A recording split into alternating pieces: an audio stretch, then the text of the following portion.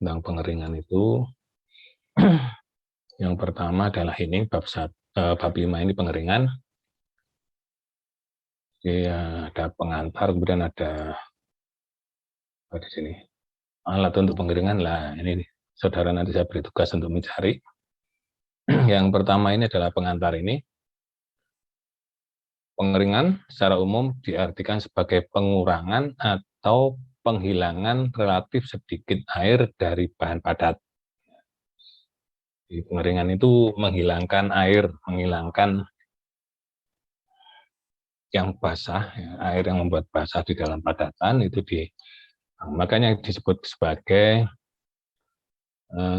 menghilangkan relatif sedikit, karena kadar air di dalam padatan itu tidak sepenuhnya banyak seperti pada larutan. Ya.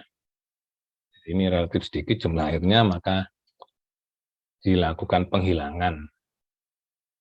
Kalau evaporasi merupakan penghilangan relatif banyak air dari bahan cair. Jadi bahannya cair memang bahan dasarnya. Kalau yang pengeringan itu bahannya padat. Evaporasi itu biasanya operasi untuk memekatkan. Ya. Jadi yang dibuang, jumlah air yang dibuang itu relatif banyak, diuapkan. Kalau pengeringan itu jumlah airnya relatif sedikit. Kalau evaporasi, air diuapkan pada titik didihnya. Jadi dilakukan pendidihan supaya airnya menguap, sehingga yang tertinggal itu adalah zat terlarut yang lebih kental atau lebih konsentrasinya lebih tinggi. Sedangkan pada pengeringan, air dihilangkan sebagai uap dengan cara diserap oleh udara kering, ya, jadi udara yang relatif kering. Jadi bukan dididihkan begitu, tetapi airnya itu supaya bercampur atau dilarut, ya, terlarut ke dalam udara kering.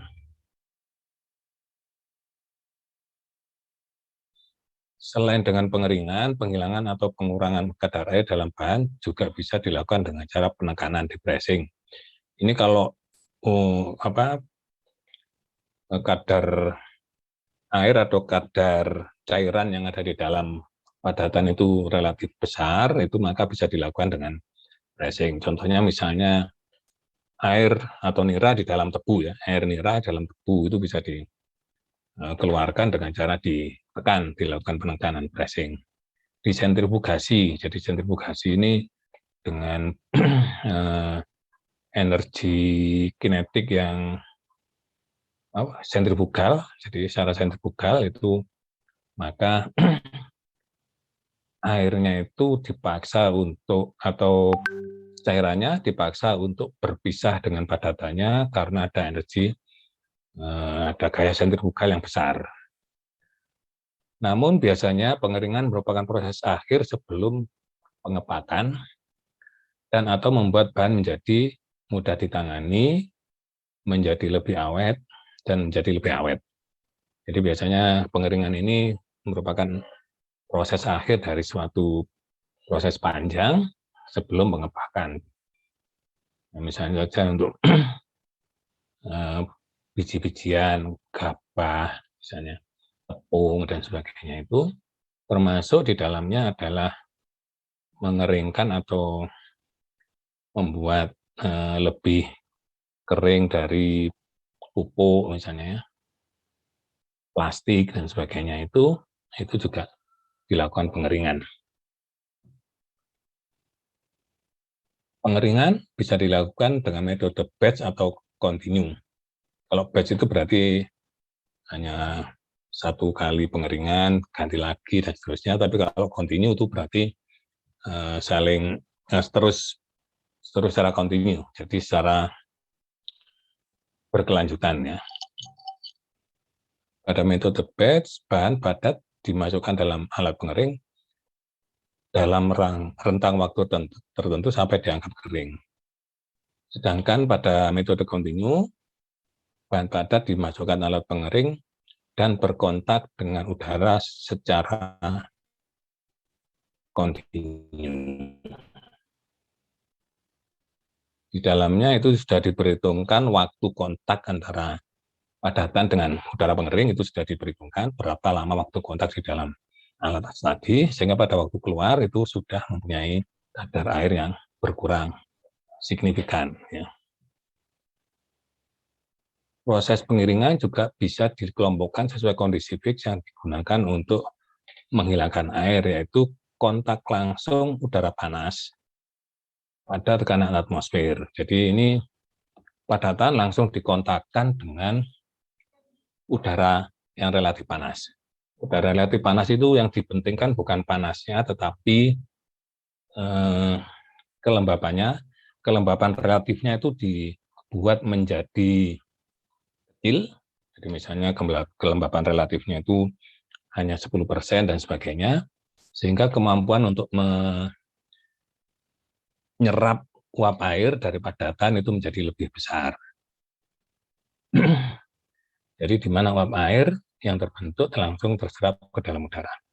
Jadi udara panas ini itu ada dua fungsi. Yang pertama adalah supaya kelembaban udaranya itu kecil, terutama kelembaban relatifnya, juga kemampuan untuk menguapkannya menjadi lebih besar kalau udaranya lebih panas. Tapi yang paling berpengaruh sebetulnya adalah kelembaban tadi. Di mana kalau kelembaban udaranya itu kecil, maka kemampuan untuk menyerap uap air dari permukaan itu menjadi lebih besar. Ada lagi pengeringan vakum atau vakum drying, di mana dengan kondisi vakum, maka penguapan airnya menjadi lebih cepat dan tidak merusak kandungan bahannya, tidak terdekomposisi atau terdegradasi. Jadi ada proses pengeringan itu dengan cara cukup divakum saja. Ya.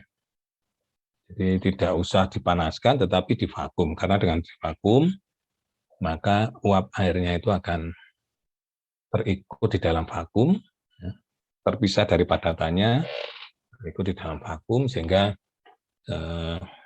padatannya menjadi lebih kering. Yang terakhir adalah pengiringan beku atau freeze drying, di mana air akan tersublimasi dari bahan yang beku. Jadi ini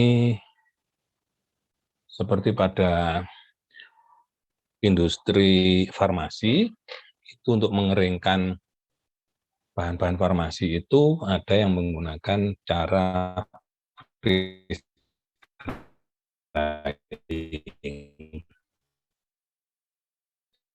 Jadi uap air jadi es menempel di dinding-dinding dryernya, freeze dryernya itu, sehingga bahan baku padat tadi, misalnya dalam bentuk tepung dan sebagainya itu menjadi kering.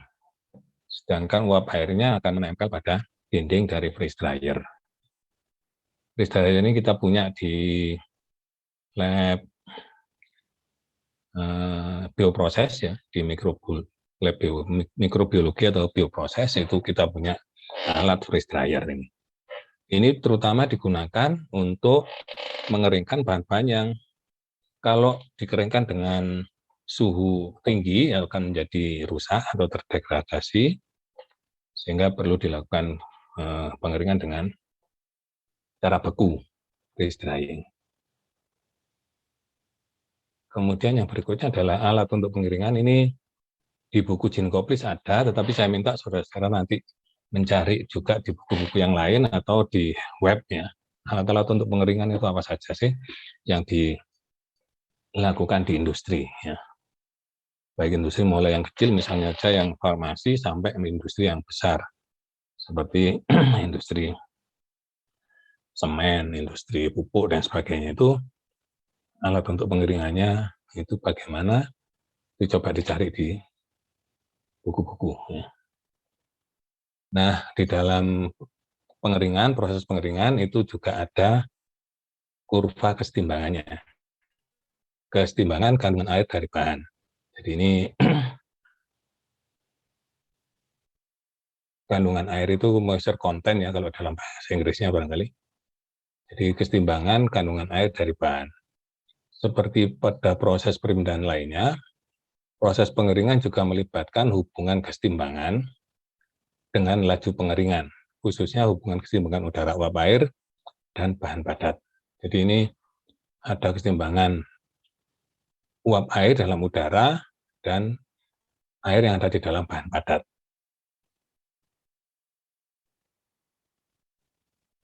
Variabel penting dalam pengeringan bahan padat adalah kelembapan udara yang berkontak dengan padatan yang mengandung air atau basa tadi.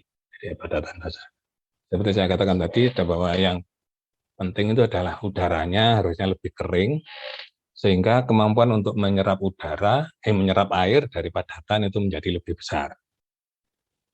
Bila padatan basah dikontakkan dengan udara dengan kelembapan dan suhu tertentu, setelah beberapa waktu maka terjadi kesetimbangan, di mana kandungan air dalam padatan berkesetimbangan dengan kelembapannya. Keadaan ini disebut equilibrium moisture content. Keadaan ini disebut sebagai kesetimbangan kandungan air kalau dalam bahasa saya ini, ya, dari bahan pada kelembapan dan suhu tertentu. Moisture content atau kandungan air dalam padatan itu biasa dinyatakan dalam kilogram air atau H2O per 100 kg padatan kering. Jadi moisture content-nya. Kandungan air dalam padatan itu dinyatakan dalam satuan kilogram H2O per 100 kg padatan kering. Nah, beberapa kurva kesetimbangan itu ada di Ginkgoplis, ada dua ini yang saya ambil ini. Di bawah ini beberapa kurva data kesetimbangan kandungan air yang merupakan fungsi relatif humidity. Jadi ini yang pertama ini adalah terlalu besar, saya kecilkan dulu.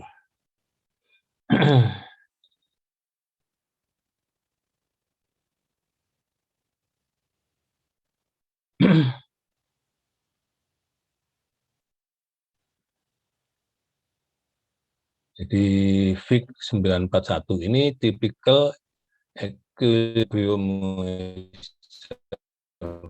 content of some solids at approximately 298 Kelvin.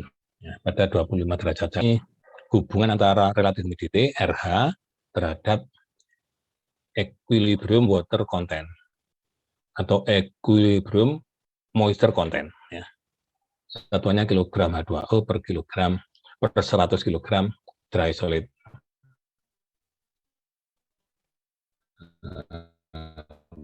Padatan kering. Misalnya itu paper ini, kertas koran ini. Jadi kurva 1 ini adalah untuk kurva koran, ya, kertas koran, kurva kesetimbangan moisture content terhadap relative humidity untuk kertas koran. Untuk 7 misalnya itu adalah, mana 7 ini, itu adalah daun tobacco atau tembakau, daun tembakau, itu kandungan uap airnya di dalam daun tembakau itu dinyatakan dalam kurva 7 ini. Kurva 10 misalnya wood, ya, jadi wood itu yang ini, kayu, ya, dan seterusnya, sampai 12 katun, ya, ini katun. Jadi dari sini kelihatan bahwa apabila relatif humidity-nya makin besar, maka kandungan uap air yang berkesetimbangan itu juga makin besar. Contohnya adalah untuk misalnya untuk 7 ini aja lah yang paling gampang diamati, itu untuk tembakau pada relatif humidity 0, artinya itu benar-benar kering, maka kandungan airnya 0. Tetapi pada 20% relatif humidity ini maka kandungan uap airnya yang berkesetimbangan di dalam padatan itu adalah sekitar 11 kg H2O per 100 kg dry solid. Ya. Makin tinggi relatif humidity-nya, misalnya pada 70% itu menjadi 28 kg H2O per 100 kg dry solid. Dari sini kelihatan untuk seluruhnya bahwa apabila relatif humidity udara di sekitar padatan tadi makin kecil, maka kandungan uap air di dalam padatan itu makin kecil. Itu akan bisa kita amati kalau kita mengukur humidity atau kelembapan dari padatan secara bulk, secara keseluruhan begitu. Maka untuk mengukur kekeringan tingkat kekeringan suatu padatan itu bisa dari relatif humidity-nya, ya, kelembapannya relatifnya. Jadi kalau misalnya ada tumpukan bijian begitu ya, kalau kita ukur relatif humidity-nya itu kecil, maka di sana akan kelihatan bahwa kandungan uap airnya akan jadi lebih kecil juga. Pokoknya untuk mengukur kandungan air yang ada di dalam padatan itu bisa menggunakan acuan relatif humidity yang terukur di udara di sekitarnya. Yang berikutnya adalah yang untuk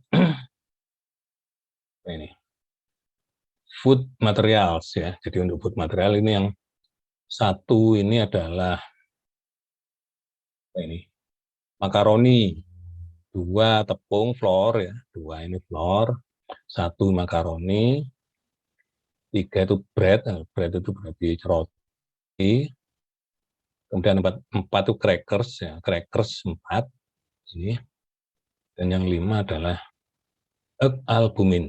Nah, ini saya nggak tahu egg albumin apa ini. Ya.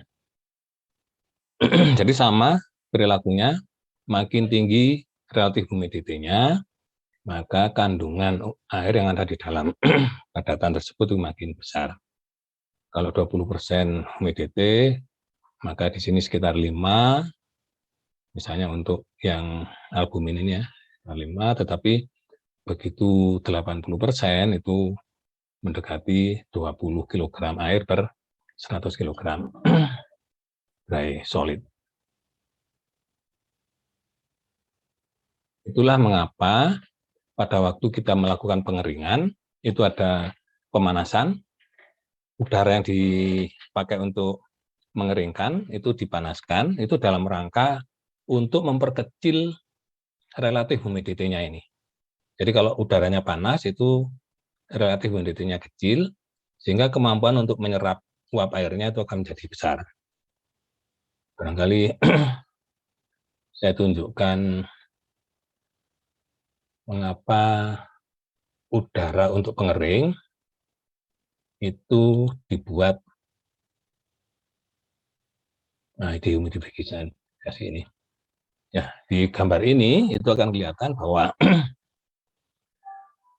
makin misalnya saja awalnya itu saya mempunyai udara pada suhu 40 derajat Celcius, dry bulb-nya, kemudian wet bulb-nya misalnya pada suhu 25 misalnya ya, di sini. Nah, pada waktu dipanaskan, di sini itu dia mempunyai relatif humidity 30% ya, ini ya, 30% ini. Jadi 40 dan 25 itu mempunyai relatif humidity 30%. Tetapi kalau dipanaskan misalnya menjadi 80 derajat misalnya ya. Jadi ini ditarik ke kanan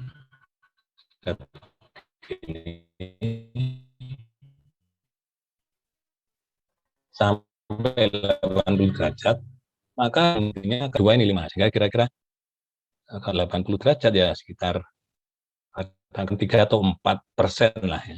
Nah, karena mempunyai relatif humidity 4%, kalau digunakan untuk menyerap uap air dari padatan, itu kemampuan untuk menyerap uap airnya akan menjadi sangat besar dibanding dengan hanya pada suhu 40 derajat Celcius tadi.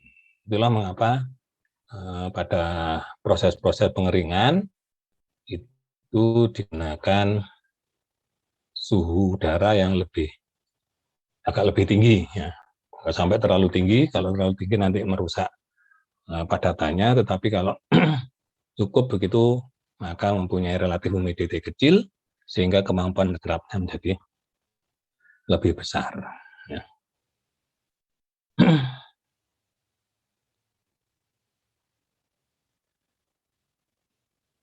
Equilibrium moisture content dari bahan padatan dipengaruhi oleh suhu, yaitu mengalami penurunan dengan NaS. Artinya seperti tadi yang di gambar ini, makin tinggi suhunya maka moisture content-nya makin rendah. Contohnya untuk kapas pada RH 50 dan suhu 37,8 derajat Celcius, moisture content-nya 73 kg per 100 kg. Sedangkan pada suhu 93,3 derajat Celcius menjadi 5,3 kg per 100 kg, atau turun sekitar 25%. Jadi mengapa tadi suhunya itu untuk pengeringan, suhu udaranya itu dipanaskan dulu, itu supaya kemampuan untuk menyerap uap air dari padatan itu menjadi lebih besar. Kemudian ada istilah bound water dan unbound water. Bila kurva equilibrium moisture content tadi diteruskan sampai memotong garis 100% RH, maka kadar airnya disebut bound water. Jadi kalau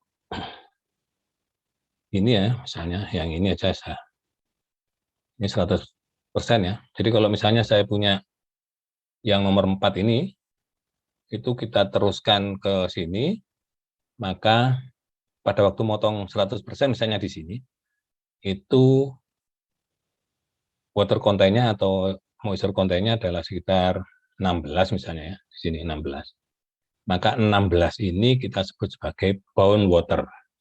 Jadi air yang berkesetimbangan di dalam padatan, kandungannya adalah 16 kg air per 100 kg dry solid.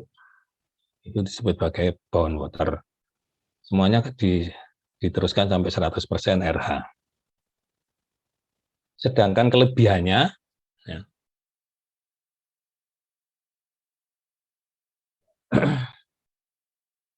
bila bahan tertentu mempunyai kandungan air lebih besar dari perpotongan dengan kurva equilibrium moisture content 100% tadi, maka kelebihannya disebut unbound water.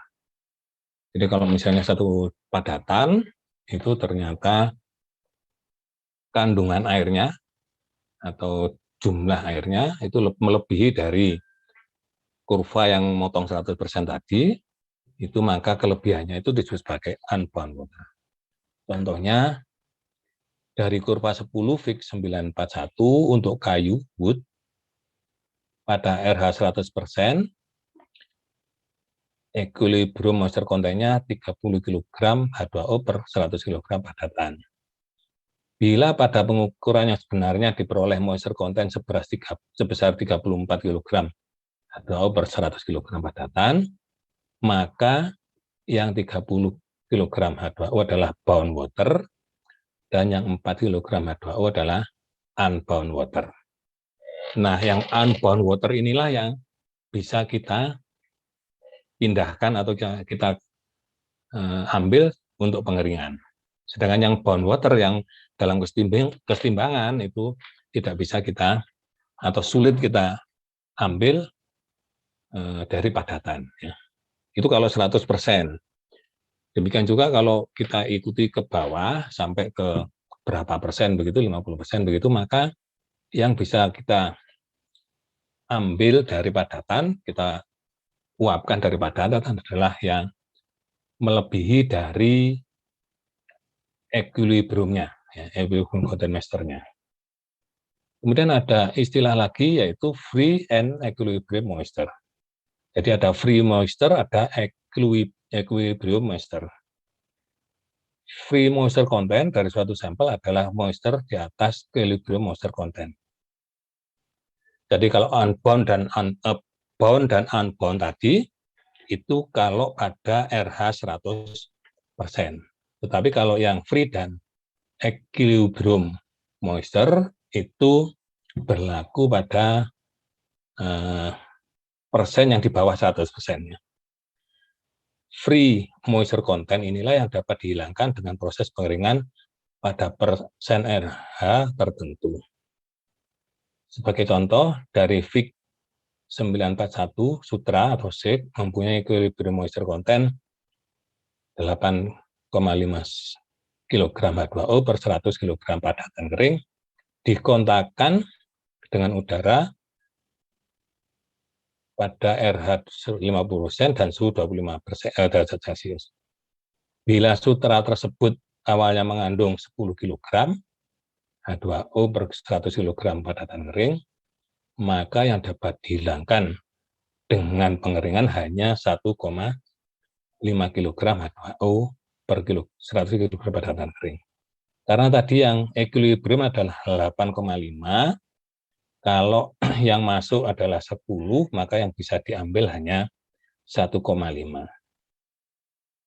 Jadi yang free moisture content itu adalah yang 1,5 ini. Yang 8,5 itu tetap dalam kesetimbangan di dalam padatan.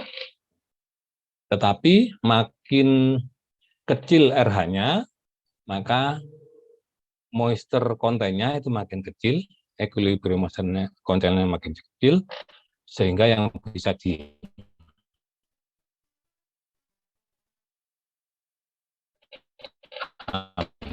sebagai, jadi antara bound water dan unbound water terhadap free and equilibrium moisture itu berbeda. Kalau bound water dan unbound water itu ukurannya pada 100% RH, tetapi kalau free moisture dan equilibrium moisture itu pada persen RH tertentu, di bawahnya 100%. Itu yang bagian pertama. Yang berikutnya sekarang adalah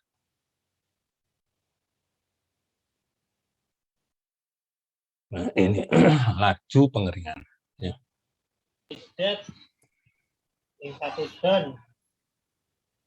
Noling. Jadi Nggak bisa ngepas di bolongan aja, sorry. Gak berpengalaman. Iya loh. halo Rizky. Astagfirullah. Oke, saya teruskan dulu. Kurva laju pengeringan atau rate of drying curve, ya. Pada proses pengeringan biasanya diperlukan estimasi ukuran dryer, kondisi suhu, dan kelembapan udara yang diperlukan, serta waktu yang diperlukan untuk proses pengeringan. Jadi untuk proses pengeringan ini biasanya kita akan merancang ukuran dari dryer untuk kapasitas sekian, misalnya ukurannya berapa dan sebagainya. Kemudian kondisi suhu udara masuk dan hubungannya dengan kelembapan, ya, kelembapan udara, kelembapan relatif udaranya yang masuk itu kita tentukan. Kemudian ini suhu dan kelembapan, ya. Jadi suhu dan kelembapan ini ada kaitannya. Kemudian waktu untuk pengeringan, ya. Jadi biasanya begitu yang kita hitung itu waktunya, supaya tidak terlalu gosong, terlalu sampai gosong atau kurang, ya, masih terlalu banyak airnya. Data kesetimbangan moisture content tidak cukup untuk memprediksi atau menghitung rate of drying process, dan harus dilakukan percobaan atau eksperimen. Jadi untuk menentukan waktu pengeringan ini, itu biasanya kita melakukan eksperimen dulu, baru dibuat kurva-kurva, dan kemudian bisa digunakan untuk prediksi waktu dari pengeringan. Biasanya percobaan secara batch itu dilakukan dengan menaruh sampel pada tray pengering yang dialiri udara pengering dalam rentang waktu tertentu. Masa sampel sebelum sesudah proses pengeringan dicatat sehingga dapat dihitung moisture yang menguap atau uap air yang menguap. Ya. Nah, dari situ kemudian nanti bisa dibuat kurva dan rumus-rumus untuk proses pengeringan. Kurva laju pengeringan untuk kondisi pengeringan konstan. Ini kita beranggapan bahwa semua proses pengeringan itu berjalan secara konstan. Itu ada dua model nanti, yang satu adalah konstan rate dan falling rate. Konstan rate itu maksudnya adalah kecepatan pengeringannya itu tetap, kemudian ada yang menurun tapi secara konstan menurunnya. Dari data eksperimen pengiriman yang terukur biasanya terjadi berat padatan basah, dry solid plus moisture diberi notasi W tiap periode waktu T. Dari data di atas bisa dikonversi menjadi data laju pengeringan bila diketahui berat padatan keringnya. Jadi ada W, ada WS. Di sini ada rumus XI sama dengan W min WS per WS. Jadi ini W ini adalah masa padatan pada waktu pengamatan. Misalnya pada waktu pertama itu kita beri W1 pada X1 dengan W1 min WS. WS ini adalah apabila padatan tersebut sudah dinyatakan kering total. Ya. Jadi WS ini adalah kilogram dry solid. Kering total. Kering total itu bukan berarti semua airnya sudah habis, tetapi masih mengandung air yang tidak bisa diuapkan lagi pada kondisi pengeringan ini. Ya. Jadi pada waktu pertama misalnya ya W1 itu waktunya hanya 1 menit misalnya, maka dicatat W1-nya berapa, WS-nya ini kan konstan ini ya, WS-nya kan dalam keadaan kering. Maka X1 sama dengan W1 min WS per WS. Di mana X1 adalah free moisture content dalam kilogram water per kilogram dry solid. W adalah berat padatan basah pada waktu T tertentu. WS adalah padatan kering, ini konstan. Sedangkan free moisture content dihitung untuk tiap XI besarnya. Jadi tadi adalah, ini keliru ini bukan free, tapi moisture content saja yang XI, ya. Bukan free-nya. Kemudian sedangkan free moisture content dihitung untuk tiap XI besarnya. X sama dengan XI min X bintang.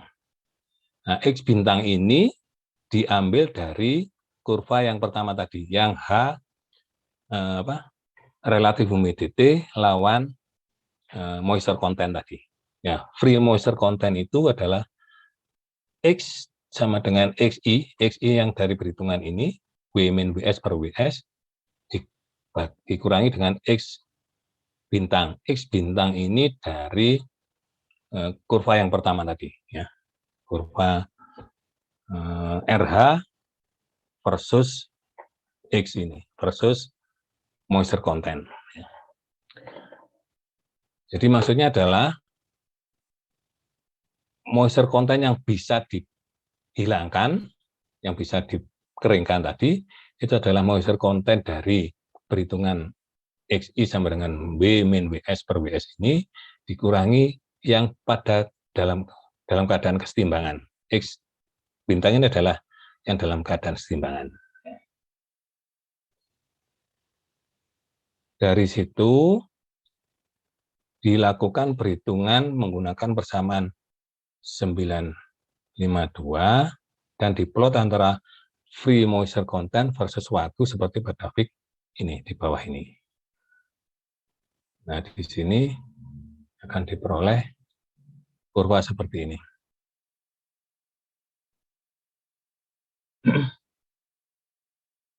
Jadi dari pengamatan tiap-tiap waktu, itu pertama misalnya pada waktu 0 itu diberi notasi W0. Hitung, masukkan ke rumus tadi, maka didapat X0 ya.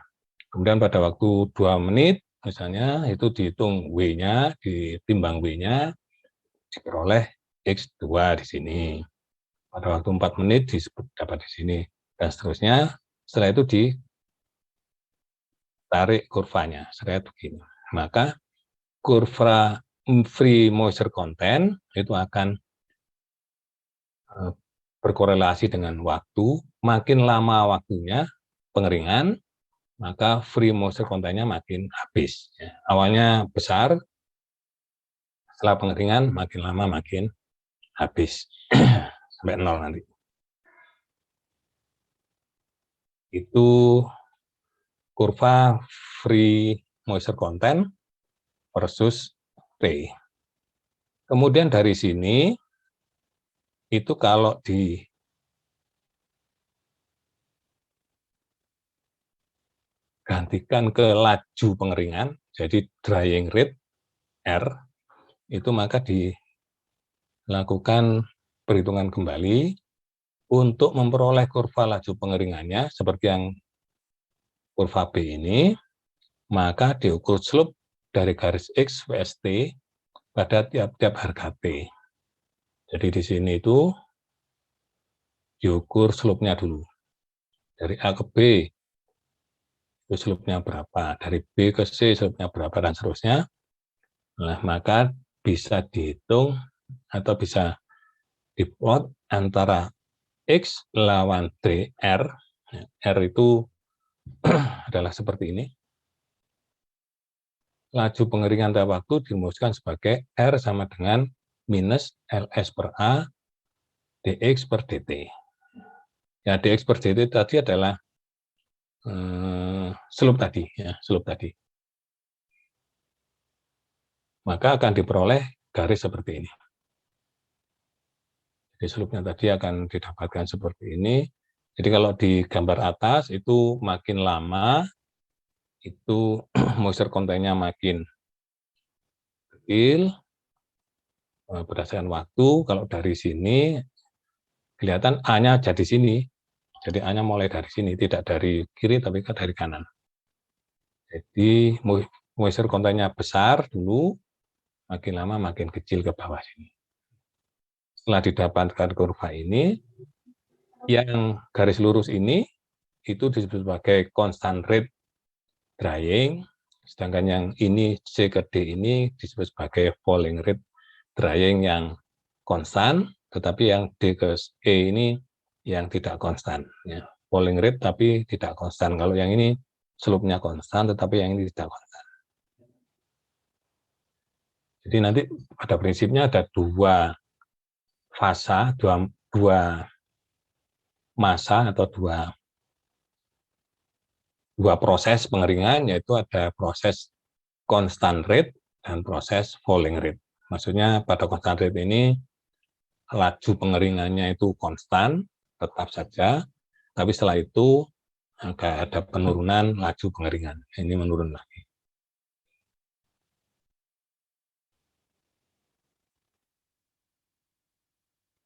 Dari kurva 91 dan persamaan 953 dapat diplot R vs X seperti pada fig 951B dengan catatan untuk kurva di atas LS per A sama dengan 21,5 kg per meter persegi. Ini itu hasil percobaan dari yang dilakukan oleh Jenkoplis, itu harga LS per A-nya adalah 21,5 kg per meter persegi. LS ini adalah beratnya dari dry solid, sedangkan A adalah luas penampang alat pengeringnya. Jadi nanti untuk pengeringan yang lain itu mungkin harga-harganya ini tidak sama, tetapi modelnya atau apa namanya model kurvanya itu hampir sama. Ya, tapi harga-harga ini akan berbeda kalau satu pengeringan dengan bahan yang lain itu akan berbeda. Metode sederhana untuk menghitung laju pengeringan adalah dengan menghitung kehilangan berat delta X dan lama waktu pengeringan delta T. Misalnya beratnya X1 awal ya, itu 0,35. X1 ini moisture content-nya ya, pada waktu T1 sekian, dan menjadi X2 0,325 pada T sekian, maka laju pengeringannya adalah delta X per delta T. Ini dibagi dengan sama dengan 1,493. Jadi ini dikurangi ini dibagi ini 2,404 dikurangi ini didapat 1,493 dengan LS ini tadi. Jadi kalau kita masukkan ke rumus ini itu delta X per delta D per delta T dengan LS per A ini tadi, maka diperoleh harga R sama dengan sekian ini. Satuannya adalah kilogram H2O per jam meter persegi. Nah, kemudian berikutnya adalah metode perhitungan untuk constant rate drying period. Maksudnya constant rate drying period itu adalah yang ini ya, constant rate yang di sini.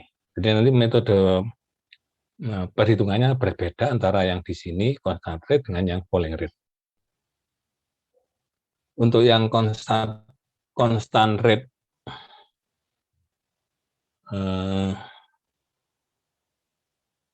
drying period, maka ada dua cara menggunakan kurva pengeringan. Yang pertama, jadi pada peak tadi itu kita gunakan, contohnya adalah seperti ini. Untuk memperkirakan waktu pengeringan pada pengeringan secara batch, metode terbaik adalah didasarkan pada data percobaan, di mana kondisi bahan masuk, luas permukaan pengeringan, kecepatan dan suhu, serta kelembapan gas udara pengering konstan atau sama sepanjang prosesnya, konstan atau sama sepanjang proses.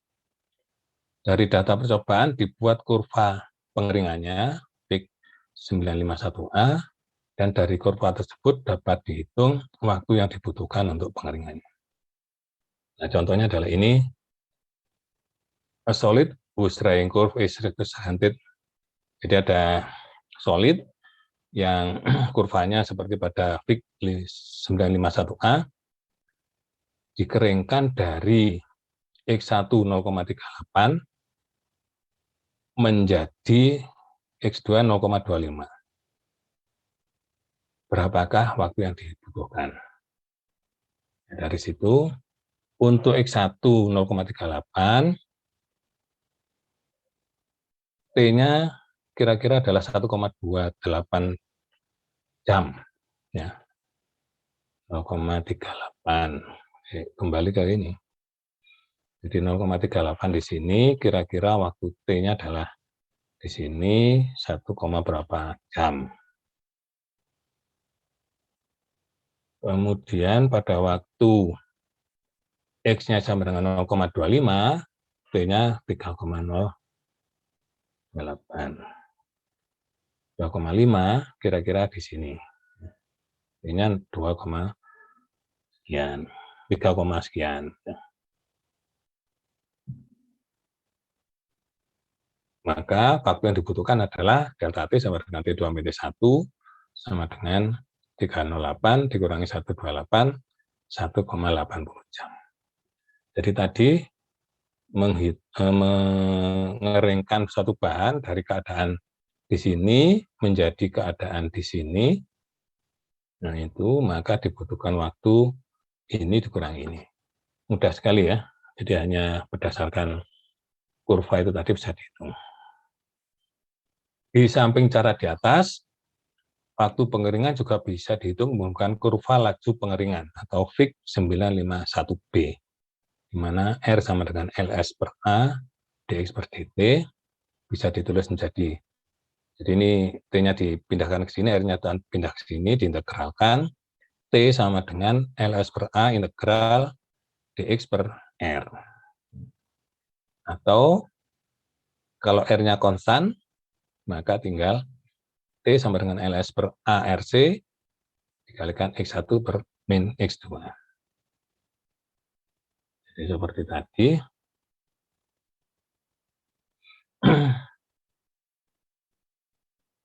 Kalau ada contohnya nggak? Oh, ada contohnya. Jadi contohnya seperti tadi, seperti contoh 961, tetapi menggunakan rumus ini. Jadi, repeat example 961, tetapi menggunakan rumus ini. Maka LS per ARC, LS per A-nya adalah 21,5, RC-nya 1,51.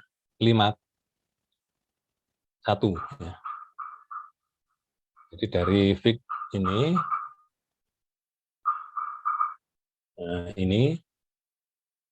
adalah 1, RC-nya 1,51. Hampir kok. Kita anggap itu aja wis 1,51. Maka tinggal masukkan ini didapat 1,85 jam. Cara kedua adalah menggunakan metode predicted transfer coefficient. Ini melibatkan perpindahan panas. Jadi kalau yang pertama tadi itu menggunakan kurva drying rate tadi di atas, kalau sekarang kita menggunakan koefisien perpindahan panas konveksi. Pada concentrate period, permukaan abadan yang berkontak dengan udara pengering adalah basah. Pada kondisi ini, laju evaporasi atau penguapan tidak tergantung jenis padatannya dan sama dengan evaporasi dari permukaan cairan pada kondisi yang sama. Di sini evaporasi ini adalah proses perpindahan panas secara konveksi. Pengeringan terjadi oleh perpindahan massa air dari permukaan padatan ke udara sekelilingnya secara konveksi. Laju penguapan air atau pengeringan dikendalikan oleh laju perpindahan panas ke permukaan penguapan, di mana terdapat panas laten untuk penguapan dari cairan. Dengan anggapan perpindahan panas secara konduksi dan radiasi tidak berpengaruh, yang kita hitung hanya perpindahan panas konveksi, maka perpindahan panas konveksinya adalah Q sama dengan H kalikan T bin TW dikalikan A. Ini rumus perpindahan panas secara konveksi. Nah, T dan TW itu adalah T adalah suhu udara pemanas, TW adalah suhu permukaan padatan. Itu sama dengan versi dulu. A adalah luas penampang padatan yang dipanaskan.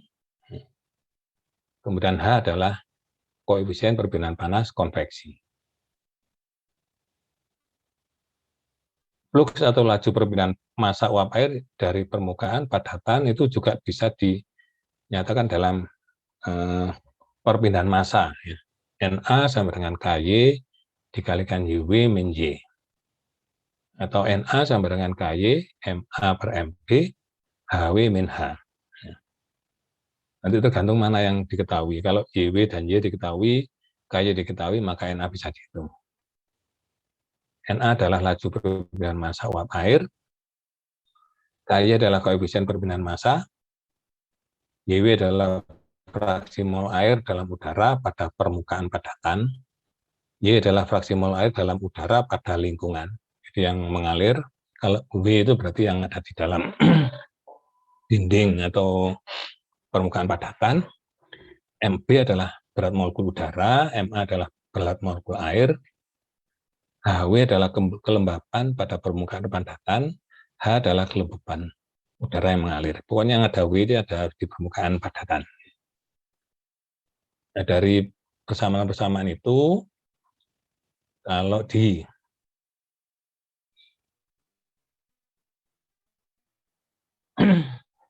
jumlah panas yang dibutuhkan untuk menguapkan Na, jadi untuk melakukan perpindahan massa tadi, itu Q sama dengan Ma, Na, lambda W dikalikan A.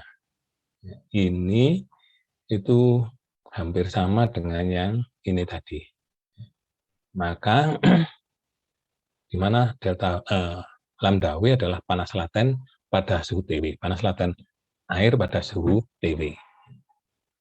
Gabungan persamaan ini tadi ke persamaan ini diperoleh RC sama dengan Q per A per lambda W.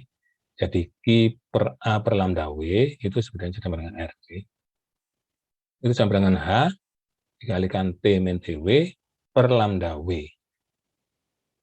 Atau kalau dari persamaan neraca massa tadi, atau perpindahan massa tadi, KY dikalikan MB, HW min H. Jadi bisa kita menggunakan RC itu dari H dikalikan T min TW per lambda W, atau dari KY MB, HW min H. Dari persamaan di atas, laju pengeringan dapat dihitung berdasarkan persamaan perpindahan panas, H ini ya, yang ini maksudnya, atau dari persamaan perpindahan massa ini. Ya.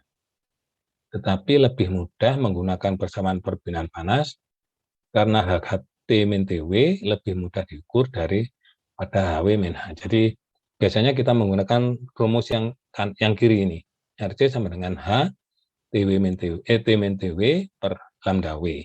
Karena T dan TW ini mudah didapatkan atau diukur. Dengan H ini bisa dicari dari persamaan perpindahan koefisien perpindahan panas konveksi. Lambda itu dari SIM tabel bisa didapat. Kalau yang menggunakan persamaan KY, MB, HW, dan H, maka ini agak sulit. KY ini harus dilakukan percobaan dari data percobaan. MB ini bisa, ya karena ini adalah massa molekul dari air, udara, atau air ya, air barangkali ya. Kemudian HW ini harus mengukur suhu juga untuk mendapatkan HW. H juga harus mengukur suhu. Jadi ini agak ribet kalau yang pakai kanan ini. Maka kita pakai ruas yang tengah ini. Maka biasanya kita rumus di bawah ini.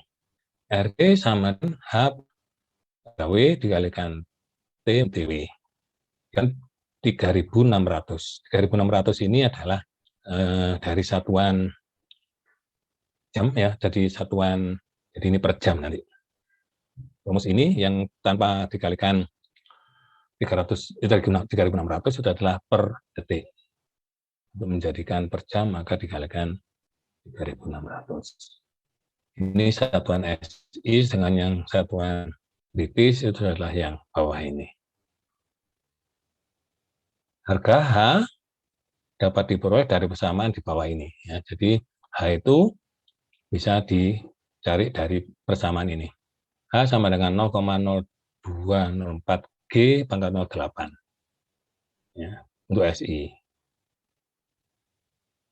Atau kalau udara itu mengalir paralel dengan padatan. Jadi udaranya itu mengalir di atasnya padatan. Tetapi kalau udaranya mengalir tegak lurus terhadap padatan, maka hanya sama dengan 1,17 G pangkat 0,37. Nah, dari sini kalau hanya sudah didapatkan, masukkan ke rumus ini, maka RC bisa didapatkan. Atau kalau RC ini kita gantikan dengan ini, ya dengan H per lambda dan sebagainya, maka T itu bisa didapatkan. T sama dengan LS dikalikan lambda W, X1 min X2 per A H T min TW. Ya, kalau gini kita masukkan ke rumus persamaan awal tadi, yang RC tadi, maka T itu bisa didapatkan seperti ini. Yang ini agak sulit, ya, yang kanan ini, tapi kita menggunakan yang bawah ini.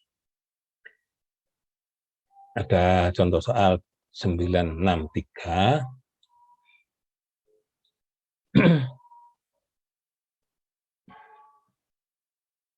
An insoluble wet granular material is dried in pan.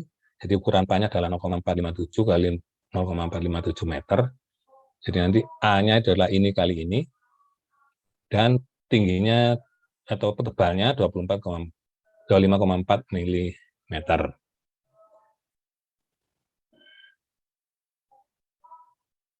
The material is 25,4 mm deep in the pan, and the sides and bottom can be. Jadi ini bawah dan pinggirnya itu diisolasi sehingga yang mengalir dari atas, dari permukaan bagian atas saja.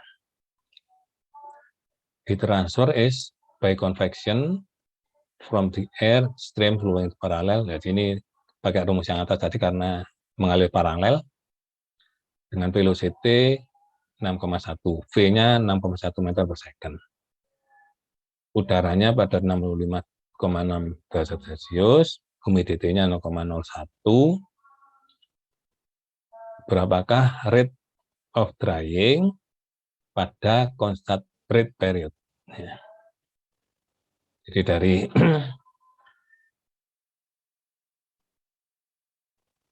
hanya 0,01 dengan TD-nya adalah 65,6 derajat Celcius, yaitu diperoleh TW-nya adalah 28,9 derajat Celcius. Ya, jadi T dan TW sudah didapatkan.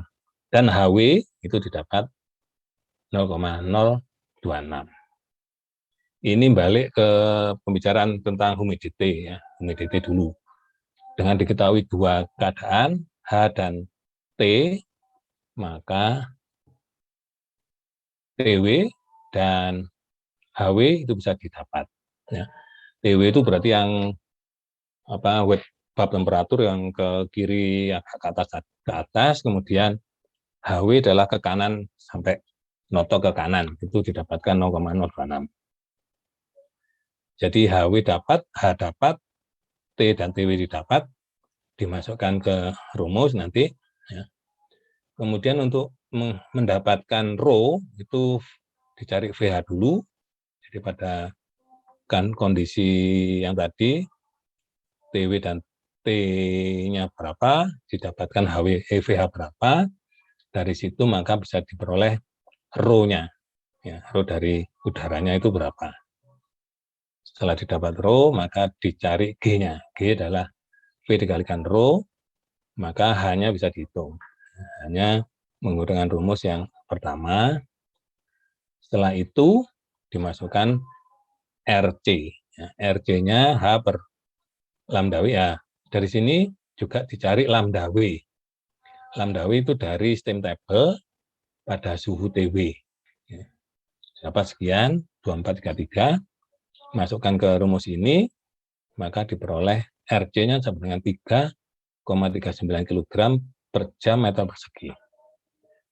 Dari situ maka nanti bisa dihitung juga waktu, ya. Kalau RC-nya didapat, maka waktunya bisa diperoleh. Itu tadi untuk yang constant rate drying period. Sekarang untuk yang falling rate drying period. Ini hanya satu cara, yaitu dengan integrasi numerik. Jadi pada falling rate period, drying period seperti pada 951B yang miring ke bawah itu, laju pengeringan air tidak konstan, tetapi menurun. Untuk menghitung waktu pengeringan pada periode itu tak menggunakan persamaan T sama dengan LS per A integral dx per dr, tetapi karena R tidak konstan, maka dihitung dengan memplot seper R versus X, lalu dihitung luas area di bawah kurvanya. menggunakan integrasi numeris. Nah, contohnya seperti ini. Wet solid whose drying array curve is measured by Vic 951B is to be dried from the free moisture. Jadi X1-nya 0,38 menjadi X2-nya 0,04. The weight of the dry solid is LS sekian dan A-nya sekian. Calculate the time of drying. Nah, jadi X1-nya sekian, X2-nya sekian.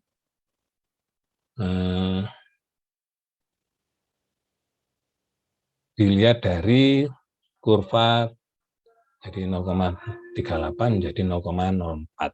Saya balik dulu ya ke kurva tadi.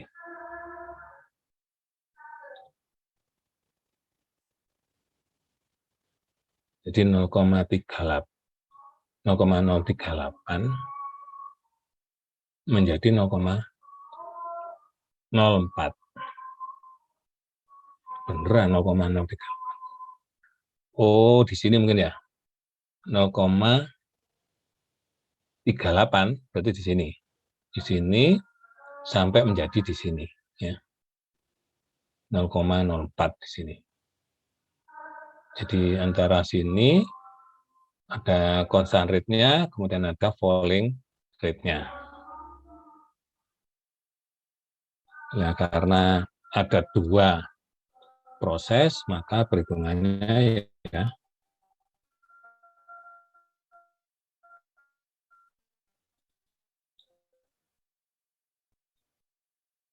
dua proses ya. Dan bahwa di situ yang 0,38 sampai 0,195 itu adalah constant rate period, sedangkan yang di bawahnya 0,195 sampai 0,04 itu adalah falling rate period. Ya. Untuk yang constant rate period, maka langsung dimasukkan ke rumus ini, diperoleh 2,63 jam. Sedangkan untuk yang falling rate period, itu dimulai dari 0,51 sampai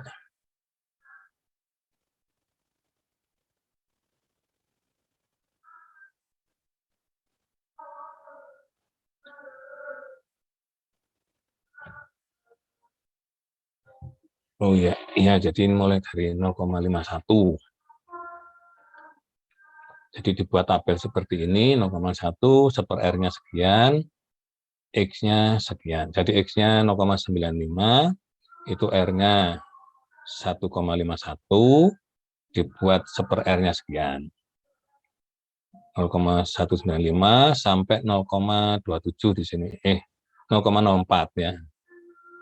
Jadi dibuat kurva seperti ini. 0, tabel seperti ini. 0,195 terus sampai 0,04. R-nya 1,51, 1,21 dan seterusnya sampai 0,27. Kemudian dibuat seper R. Seper R itu berarti ini satu dibagi ini, itu diperoleh ini. Kemudian dibuat delta X. Delta X ini adalah X1 dikurangi X2. Jadi ini dikurangi ini. 0,645. Kemudian yang di bawahnya 0,150 dikurangi 0,1, 0,50 dan seterusnya. Ya. Jadi 0,45 ini adalah 195 dikurangi 150. 0,05 ini adalah 150 dikurangi 100 dan seterusnya sampai diperoleh ini. Kemudian dibuat seper R average. Ya. Seper R average ini adalah ini ditambah ini dibagi 2. Ya. Jadi 0,663 ditambah 0,826 dibagi 2 ini. Dan seterusnya diperoleh ini. Kemudian ini dikalikan ini. Delta X dikalikan seper R average. Jadi ini dikalikan ini dapat ini dikalikan ini dapat ini. Dan seterusnya setelah itu di sigma, di jumlah. Ya. Jadi ini dijumlah, maka harga X per R itu adalah ini. Jadi dari rumus ini tadi, X per R-nya adalah 0,1889. Dari situ, maka dimasukkan rumus T sama dengan LS per A, integral dx per R sama dengan 399 per 1853. LS-nya adalah 399, A-nya adalah ini. Kemudian dx per R adalah 0,1889 ini. Maka diperoleh 4,06 jam. Sehingga total waktu yang dibutuhkan dari pengiringan 0,38 sampai 0,04 itu adalah 2,63 yang constant rate period ditambah yang falling rate period adalah 4,06 sehingga jumlahnya adalah 6,69 jam. Itu barangkali untuk pengeringan keseluruhan. Kemudian ada tugas, itu ada berapa soal ini? 1, 2, 3, 4, 5. Ada 5 soal di Enkoplis. Bagi 5 kelompok, tiap kelompok mengerjakan 1 soal. Silakan pilih sendiri kelompoknya, tetapi satu kelompok mengerjakan 1 soal. Kalau 22 orang, ya ada yang 5 orang, ada yang 4 orang, begitu. Yang jelas satu kelompok mengerjakan soal 1, 961, 963, 971, 972, atau 973. Oke, sampai di sini.